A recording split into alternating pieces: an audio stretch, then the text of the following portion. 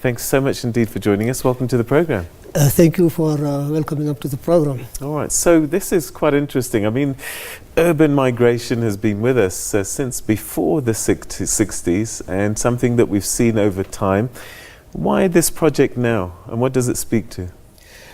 So the project came now because it's a very timely. And the reason why it's timely is because we have noticed that in the early 50s, maybe we had about 10-30% of people who were living in the urban areas. And nowadays, basically the influx from the urban area to the cities has made our population growth into the urban areas to be around 50%. And this basically is coming with a lot of challenges because it will change the way we look at cities, it will change the way we organize ourselves, it will impact on our policies. And then if we don't start to rethink on those urban-rural linkages, we may have some challenges in, let's say, providing services, feeding our people and connecting. Well, this has already happened though, isn't it? I mean, we've seen the deterioration of infrastructure. And in fact, I think that your boss at NEPAD once called it the ruralification of the urban centers as a result of that. Correct. So he was talking basically about the ruralification of the urban centers. But one of the challenges that we have now is that between the rural and the metropolitan areas, you have also like an emerging cities that are connecting the two. Right. And then if you look at just, for example, the food industry in West Africa, we're talking about 700, like more than 120 or 170 billion dollars a year in basically in value.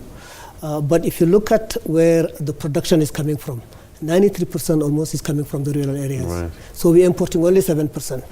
Now the challenge is when you don't connect basically, you don't create basically a long value chain, you don't train people along those value chain, you don't provide services that basically connect the rural to urban areas, you run through those challenges. So now we have to basically go from policies that design to address basically cities to policies that are co-designed with local communities, where you decentralize, you create infrastructure, you create basically the need at the rural area so that you can basically connect the two. So what are you hoping to do with this project?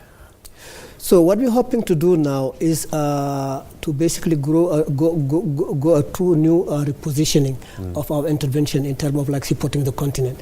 And this go along many areas. Let's say, for example, we just pick up the policy area.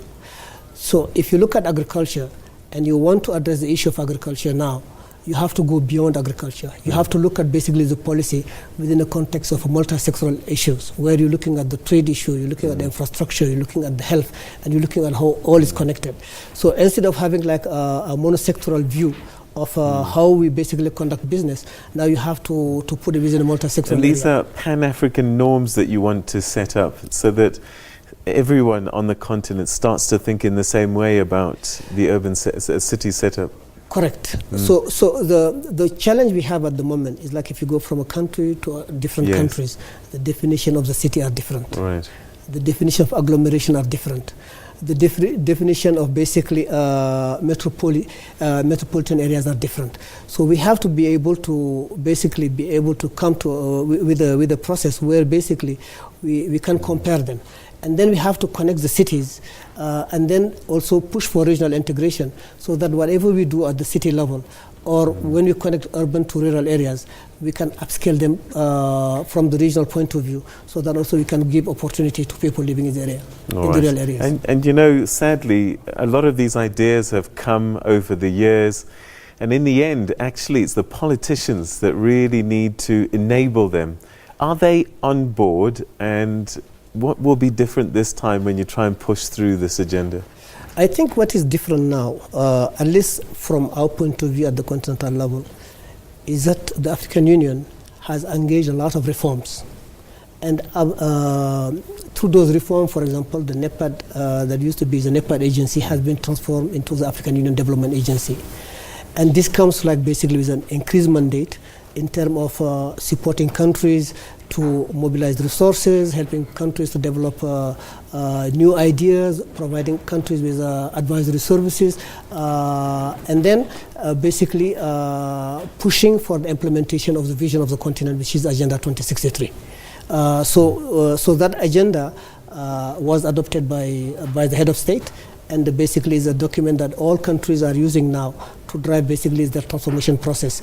And through that transformation process, the issue of urban-rural connectivity is at the center. So if you look at now, if you look at the SDGs, we're talking about basically how to capacitate basically the rural communities.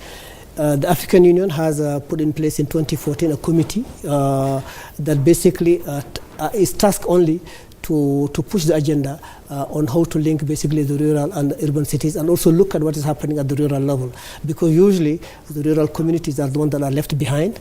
But in terms of policy, we should be able to decentralize and push basically some responsibility to the rural community and help them basically to drive the development and the transformation agenda of the continent. All right, Mr. Diop, sadly we've run out of time, but I think it's a conversation that we need to be having more frequently, just to get a sense of how we are moving forwards as a continent. Thanks so much indeed for your time. Thank you very much for inviting us. Thank you. Thank you. All right, that was Mr.